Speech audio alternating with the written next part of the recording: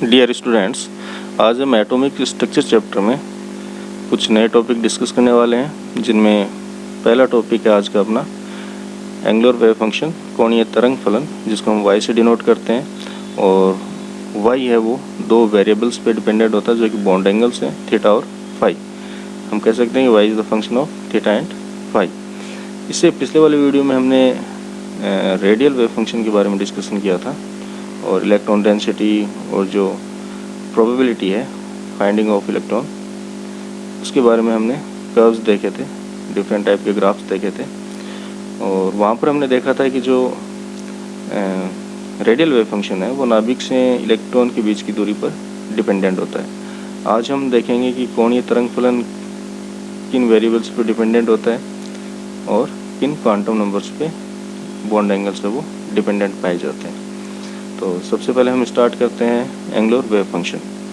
Angular wave function की बात करें तो ये दो कोणों के द्वारा निर्धारित होता है, और ये जो एंगुलर वेव फंक्शन है इनकी जो बॉन्ड एंगल्स की जो डायरेक्शन होती है उस पर डिपेंडेंट होता है। जबकि ये नाभिक से इलेक्ट्रॉन की जो दूरी है, जिसको हम r कहते हैं, इससे ये इंडिपेंडेंट होता है, इससे अप्रभावित रहता है। फर्दर हम बात करें, जो थीटा वेरिएबल है ये एजीमुथल और मैग्नेटिक क्वांटम नंबर पे डिपेंडेंट होता है, जबकि फाई बॉन्ड एंगल है वो केवल मैग्नेटिक क्वांटम नंबर पे डिपेंडेंट होता है। फर्दर हम इसको इस प्रकार से लिख सकते हैं, y is the function of theta and phi.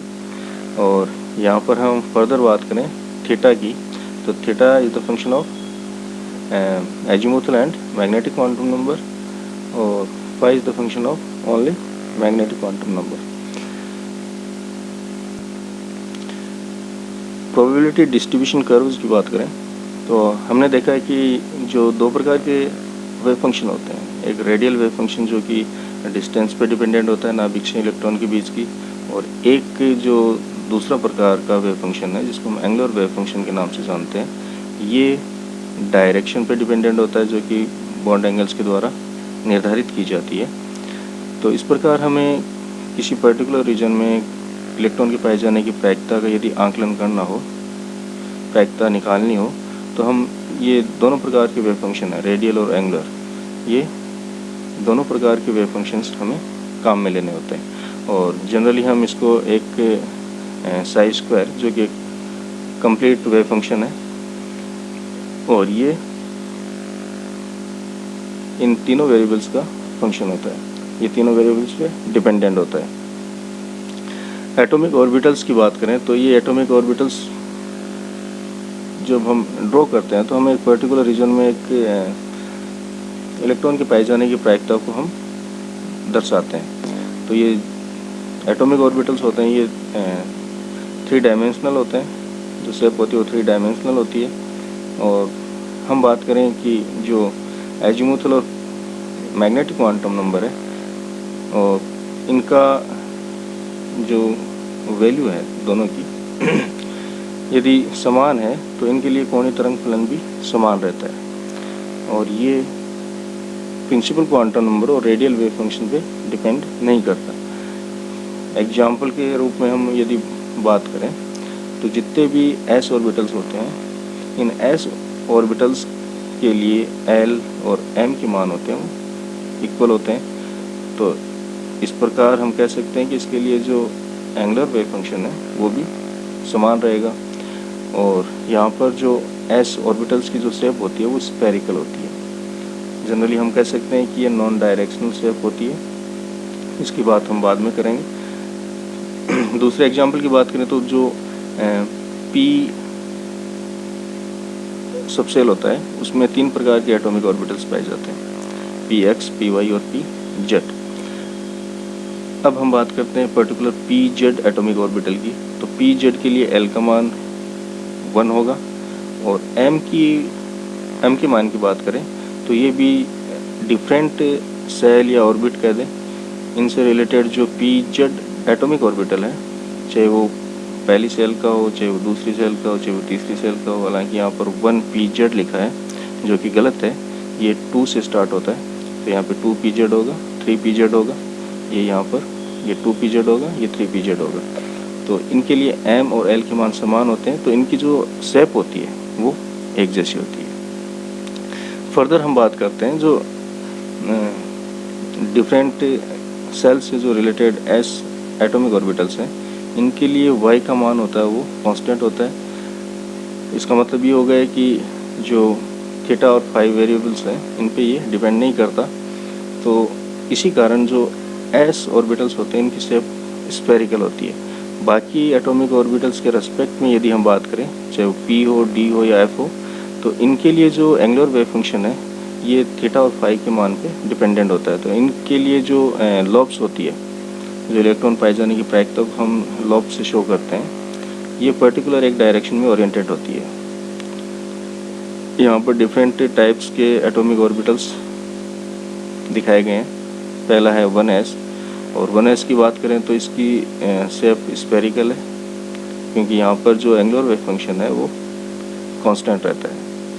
px, py और pz के रेस्पेक्ट में बात करें तो जो एक्सिस के अलाइन जो लॉब्स हैं उनके अकॉर्डिंगली इनका नाम रखा जाता है। एक्स एक्सिस के अलाइन यदि लॉब है तो हम उसको px कहेंगे, y के डायरेक्शन में यदि ओरिएंटेड है तो हम py कहेंगे, और z डायरेक्शन में यदि ओरिएंटेड है तो हम pz कहते हैं। फर्दर हम d एटॉमिक ऑर्बिटल्स की बात करें तो सबसे पहले हम बात करते हैं कि जो d एटॉमिक ऑर्बिटल्स होते हैं ये दो प्रकार के होते हैं। एक तो T2G सेट कहते हैं जिनमें 3d एटॉमिक ऑर्बिटल्स पाए जाते हैं, और एक EG सेट होता है जिसमें 2d एटॉमिक ऑर्बिटल्स पाए जाते हैं। फर्दर हम बात करते हैं जो T2G है ये ट्रिपली डीजेनरेट d एटॉमिक ऑर्बिटल्स को रिप्रेजेंट करता है, जबकि EG है वो डबली डीजेनरेट एटॉमिक ऑर्बिटल्स को रिप्रेजेंट करता है। G का मतलब यहाँ जीरेड होता है, और हम कह सकते हैं कि जिनमें सेंटर ऑफ सिमेट्री पाई जाती है वहाँ हम G सबस्क्रिप्ट लगाते हैं। यहाँ पर जो पहला एटॉमिक ऑर्बिटल दिखाया गया है ये 3dz² है, और इसमें जो इलेक्ट्रॉन पाए जाने की प्रायिकता जो लोब से दिखाई गई है वो z एक्सिस के अलाइन है, और यहाँ पर एक रिंग दिखाई गई है जो कि xy प्लेन पर है, और इस रिंग का मतलब ये है कि यहाँ इस रिंग में इलेक्ट्रॉन पाए जाएंगे। और फर्दर हम बात करें 3dx²y² एटॉमिक ऑर्बिटल्स की, तो यहाँ पर जो लॉब्स हैं वो x और y एक्सिस के अलाइन पाई जाती है। फर्दर ये दो atomic orbital dz², dx², y² ये EG सेट के हैं, और ये 3 T2G सेट के d एटॉमिक ऑर्बिटल्स हैं। यहाँ पर पहला जो एटॉमिक ऑर्बिटल है वो dxz है।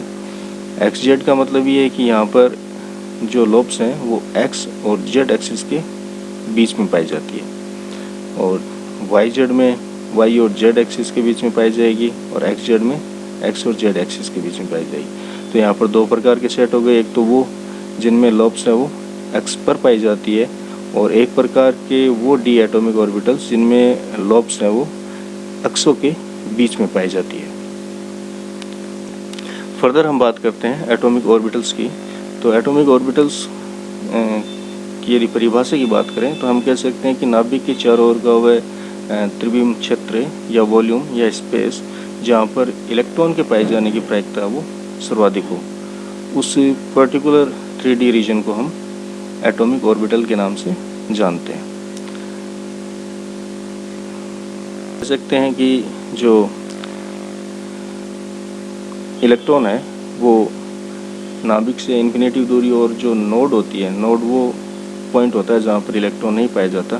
तो इस प्रकार के पॉइंट्स या दूरी को छोड़कर बाकी सभी जगहों में इलेक्ट्रॉन पाया जा सकता है। फर्दर हम बात करें कि पाए जाने की प्रायिकता की, तो वो वेरी होती है, कहीं कम होती है, कहीं ज़्यादा होती है।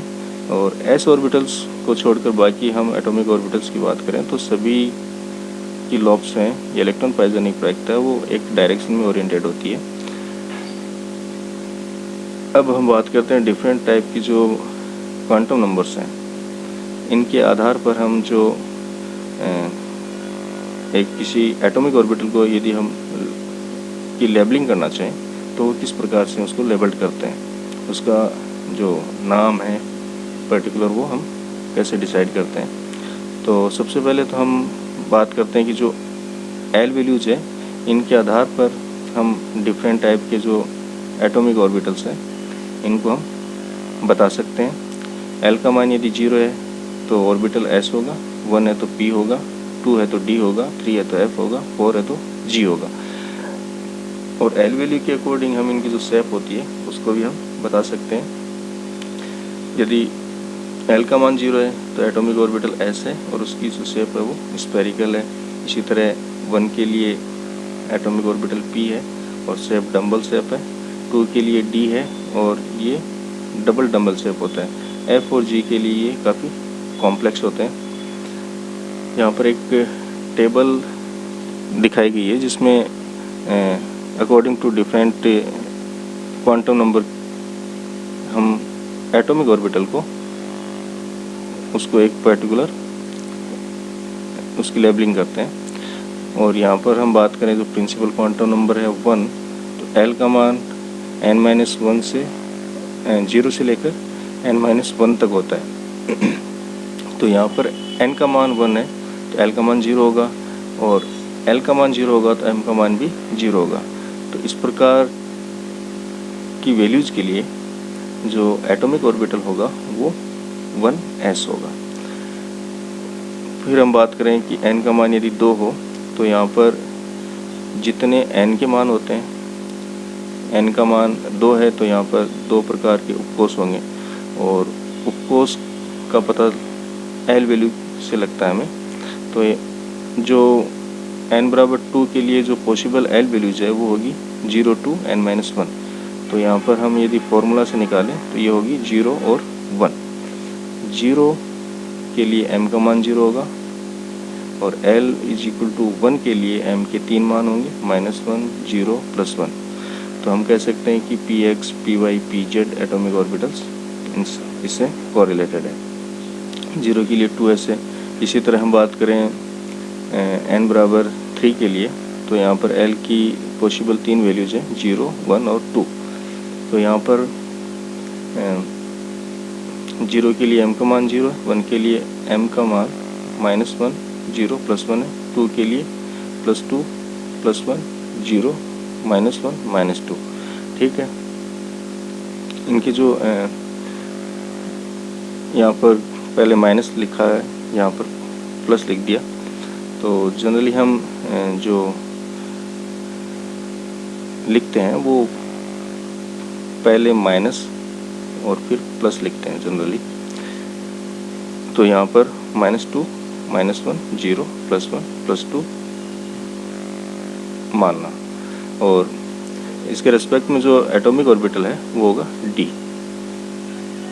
इसी प्रकार से 4 के अकॉर्डिंग हम डिफरेंट जो l वैल्यूज़ है वो निकाल सकते हैं और l वैल्यूज़ के अकॉर्डिंग हम डिफरेंट जो m वैल्यूज़ हैं वो हम ज्ञात कर सकते हैं और उनके अकॉर्डिंग हम एटॉमिक ऑर्बिटल है वो बता सकते हैं कि कौन सी सेल का कौन सा एटॉमिक ऑर्बिटल वहाँ है।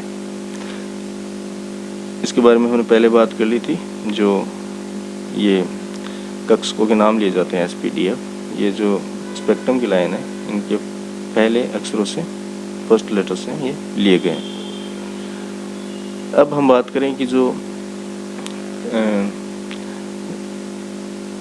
डिफरेंट सेल से रिलेटेड जो एटॉमिक ऑर्बिटल है, एक ही प्रकार के एटॉमिक ऑर्बिटल्स, तो इनकी एनर्जी है वो प्रिंसिपल क्वांटम नंबर बढ़ने के साथ साथ बढ़ती है।